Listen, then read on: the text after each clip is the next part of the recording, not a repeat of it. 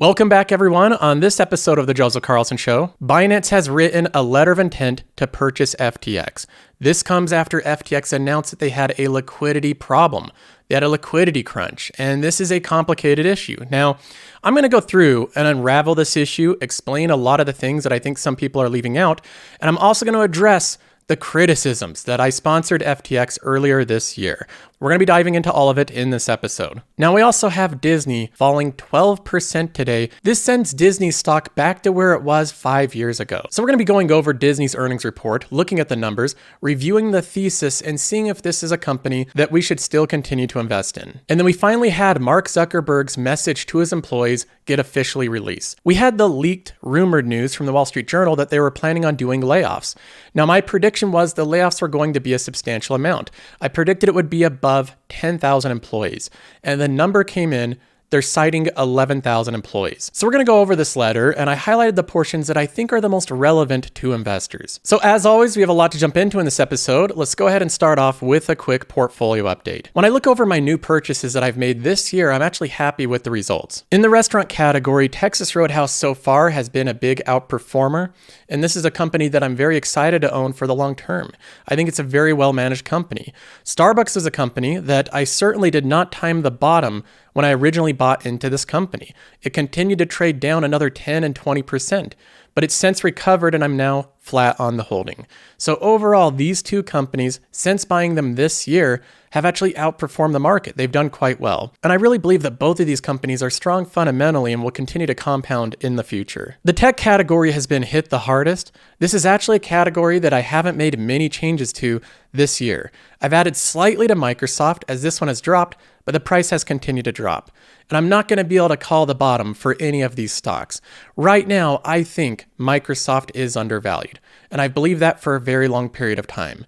But undervalued stocks can remain undervalued for a long period of time, especially in a bear market. I think it could take up to a year or two until Microsoft gets another bid and the multiples expand. In the meantime, this is a company that I feel very comfortable holding. I don't think that I'm going to lose money on it in the long term. Apple's another one that's been a big winner overall, but this company's retracing a bit with the overall sell-off. We're down to $10,000 in gains. In terms of Apple, this is another one that I just look at the 5-year, the 10-year, and I see this company right now as incredibly strong. They have a lot of levers to pull to be able to increase profitability in the future, and I don't really consider this company all that discretionary. In my opinion, like I've stated many times, I view Apple as a consumer staple company that has very good economics. The company that I've been buying the most of recently is in the consumer category.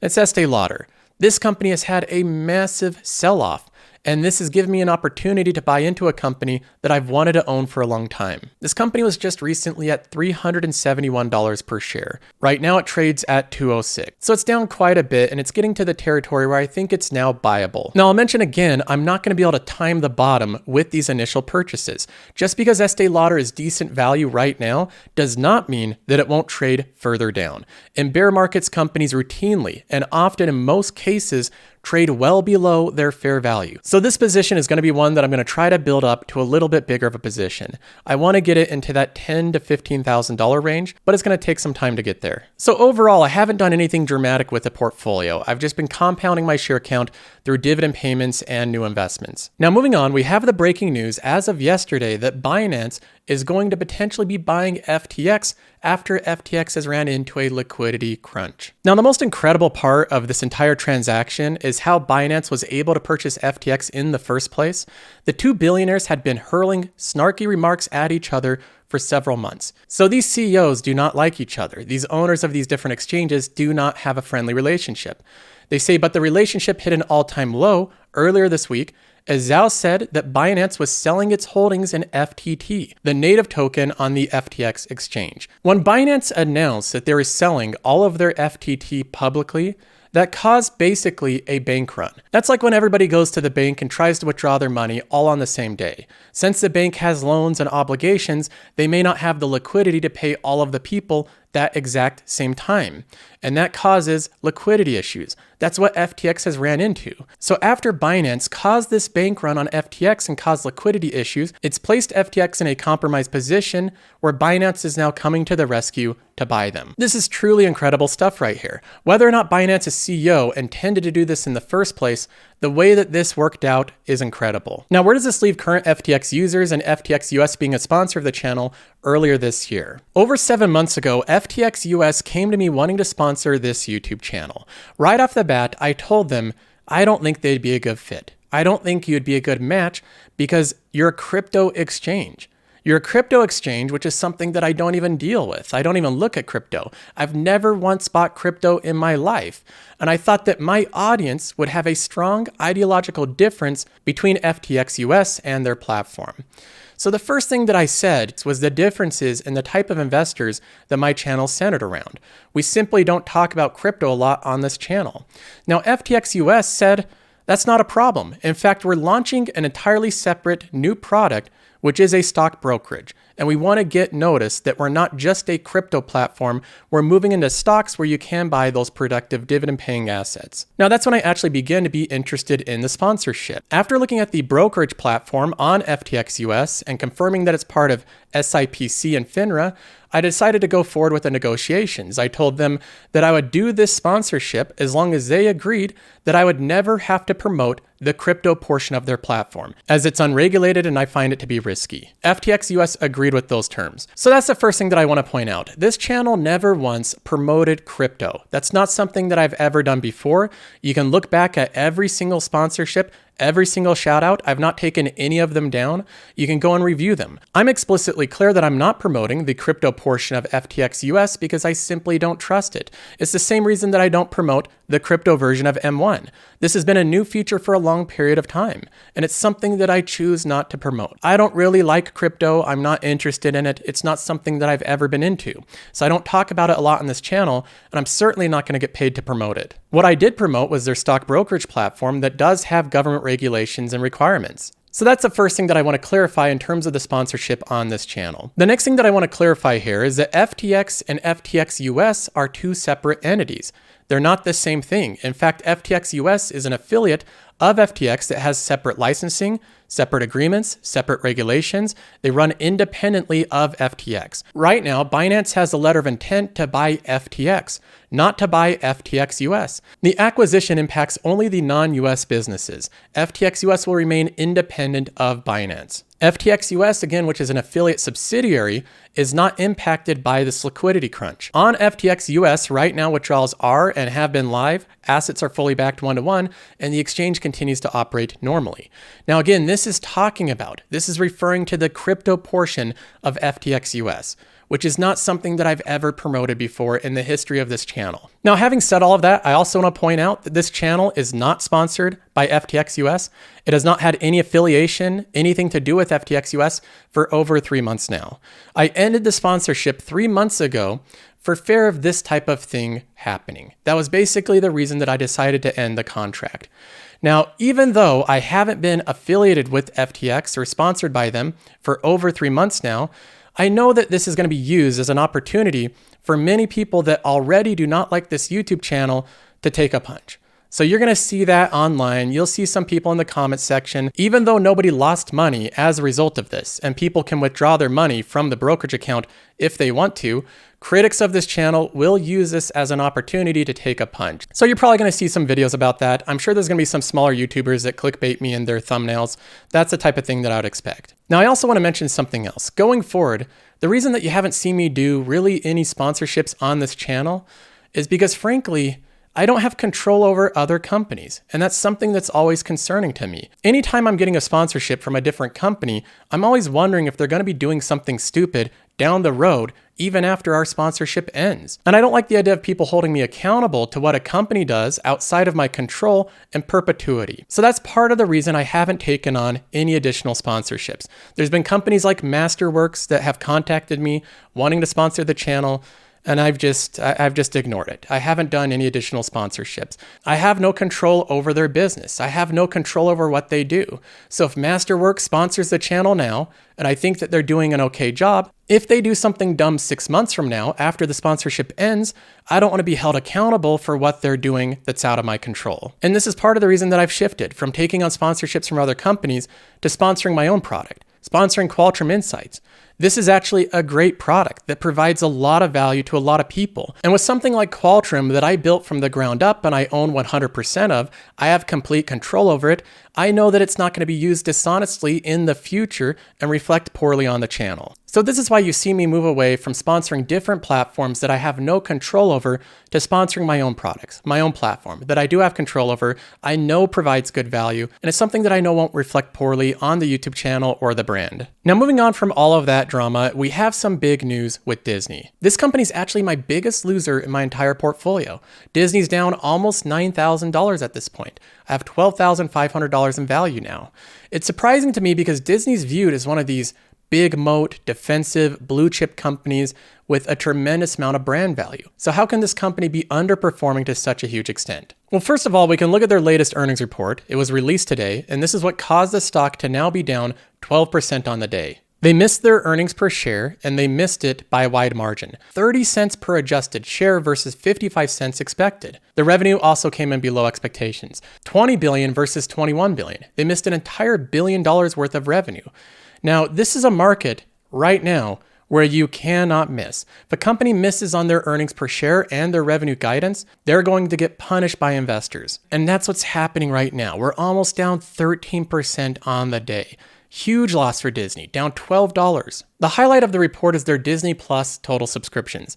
They came in with 164.2 versus 160.45. That was the good news, but now investors aren't caring about the subscriber count as much as they are the economics of the business. And this is where we get into, I think, the biggest problem with Disney is not the growth of their new businesses, but rather the decline of their old businesses. Tom Rogers clearly points out the problem here. I've been warning about this Disney story for a couple of years. The stock now back to where it was in 2014.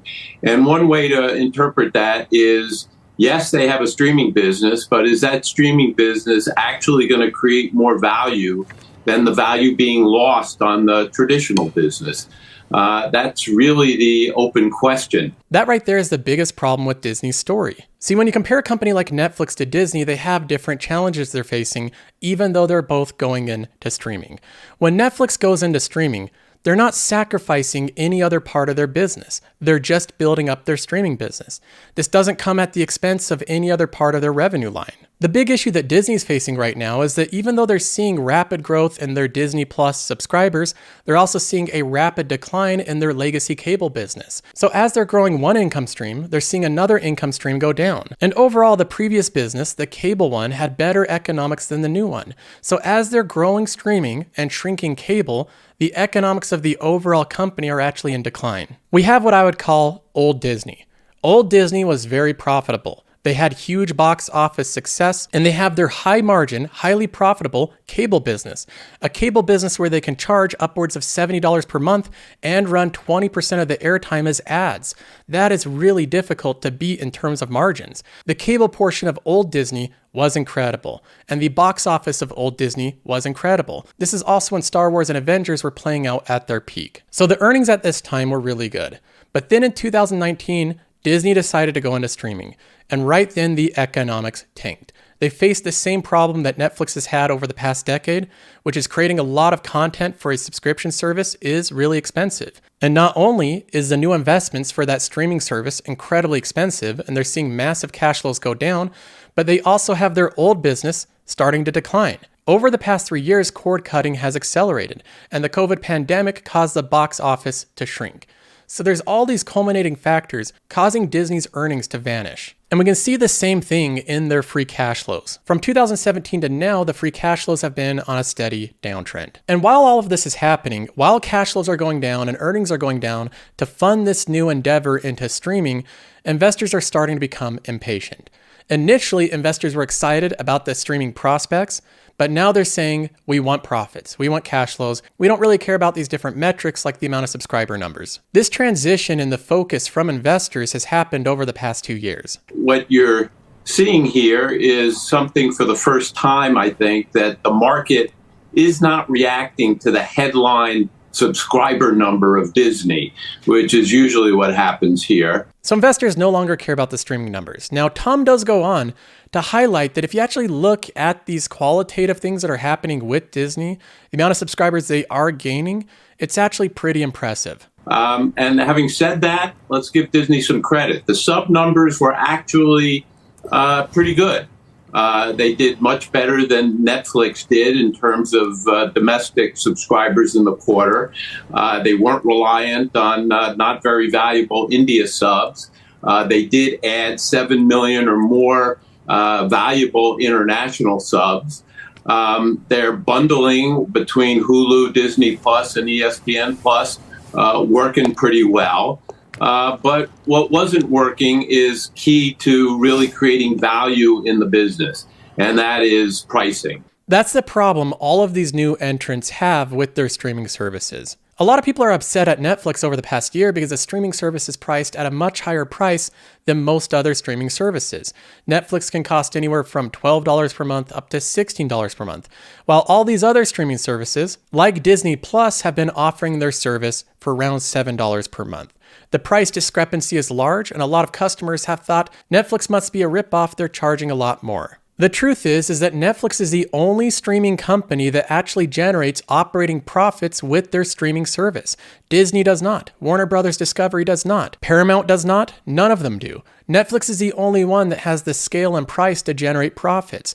All the other streaming services as of now are subsidizing their streaming service with other portions of their business. That's why Disney's incurring such large losses. The park operations are incredible. They're profit generating. The movie business is incredible and profit generative. The portion that's tanking Disney's earnings right now is the streaming service. Revenue for streaming was actually down.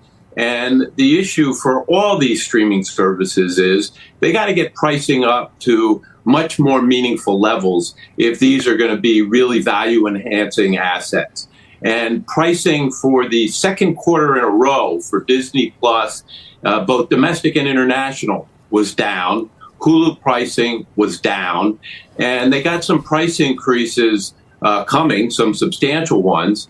But my guess is in an inflationary, potentially recessionary environment, passing on those price increases is also going to get in the way of subscriber growth. So some real challenges there. So Disney's trying to balance two different acts right now, the growth of their streaming service and the profitability of it. If they move prices up too quickly, it'll slow down growth. If they don't jump prices up enough, they'll have lower profitability and they'll continue to bleed billions of dollars per quarter. Right now, the streaming portion of Disney is such a big weight over the company, it's so unprofitable that in total, the streaming assets of Disney Plus, has lost over $8 billion total. It is a money-losing endeavor, and that's what investors are beginning to sour on. So right now, the magical story of Disney is not so magical.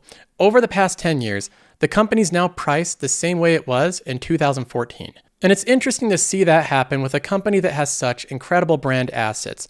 I think the pivotal moment here of where it really hurt Disney is their transition in business model. Anytime a company has to transition dramatically what they're doing as a company, that's something to be wary of. Because I think like in this case, the transition can take a lot longer than expected, and it can be a lot more expensive than expected. I think that eventually Disney will start to have gains, but I think it may take a very long period of time. Disney right now is making major investments in streaming, and it's going to take a long time for those to pay off. If we look at the historical ROCE of this company, historically it's been in the range of 14, 16, 18%, which is decent, not amazing, but decent. And then in 2019, it dropped to 7%. Then in 2020 and 2021, it's at 2%. The company's doing major investments that simply, as of now, have not paid off. So in terms of what I'm doing with Disney right now, as of right now, I'm holding. I want to hold this company until at least we get some positive news about the profitability of their streaming. I think they'll eventually raise more prices. the numbers will improve, and I think investors will give the company a better bid. So even though this has been the worst holding in my portfolio, as of right now, I'm just going to continue to hold. Now moving on, we have some big news with Meta. Mark Zuckerberg officially wrote the letter to all the employees saying what's going to be happening with the layoffs. And it's a pretty big number. I highlighted a couple portions here that I think are most relevant to Meta investors. He says, today I'm sharing some of the most difficult challenges we've made in Meta's history. I've decided to reduce the size of our team by around 13% and let more than 11,000 of our talented employees go. Right there, that is incredible to me. 11,000 employees is only 13%. Only 13%. That is such a massive number. Meta has overhired to a dramatic degree. Now we're seeing them take steps to fix this. He says we are also taking a number of additional steps to become a leaner and more efficient company by cutting discretionary spending and extending our hiring freeze through Q1. And then he goes on to take accountability, saying, I want to take accountability for these decisions and for how we got here. I know this is tough for everyone, and I'm especially sorry for those impacted. Now, in the letter, he goes on to highlight the foundation of the problem. Basically, back in 2020, they had a huge explosion in online sales, and they forecasted that it was going to grow far more than it actually did. So their future forecasts were off by a long shot, making it so that they overhired based on those forecasts. Now they're cutting back, and the group that they're cutting back is in all parts of the company. He says, while we're making reductions in every organization across both family of apps and Reality Labs, some teams will be affected more than others. Right here, I think, is the important sentence. He says we're cutting back on both the family of apps and Reality Labs. Now, he doesn't give a percentage. He doesn't say we're cutting back 11% on each side, or we're cutting back more on one side than the other, but he does say and. They are doing cuts on both divisions. Now, I highlighted this portion green because this is where I thought that this is actually good news for investors. This is where we get to the positive note. He says we're also extending our hiring freeze through Q1 with a small number of exceptions. I'm going to watch our business performance, operational efficiency, and other macroeconomic factors to determine whether and how much we should resume hiring at that point. This will give us the ability to control our cost structure in the event of continued economic downturn. It'll also put us on a path to achieve a more efficient cost structure than we outlined to investors recently. This is really good news if you're an investor in Meta. And then this last paragraph I also highlighted in green. I think this is another great paragraph for investors. He says, I believe we're deeply underestimated as a company today. Billions of people use our services to connect and our communities to keep growing. Our core business is amongst the most profitable ever built with huge potential ahead. And we're leading in developing the technology to define the future of social connection and the next computing platform. We do historically important work. I'm confident that if we work efficiently, we'll come out of this downturn stronger and more resilient than ever. So I know that these employees being fired is not fun, but this is necessary for the company. And in my perspective, if I was looking at this from a Meta shareholder, which I currently don't own the stock, but if I own this stock, I would view this very positively. This would be something that I want to see. Good cost structure, good control over hiring, focusing on the profits of the business, and trimming the excess hiring in both the core businesses and Reality Labs. So overall, I really liked everything that was said in this letter. Now that's all the news for this episode. I hope you enjoyed, and I'll see you in the next one.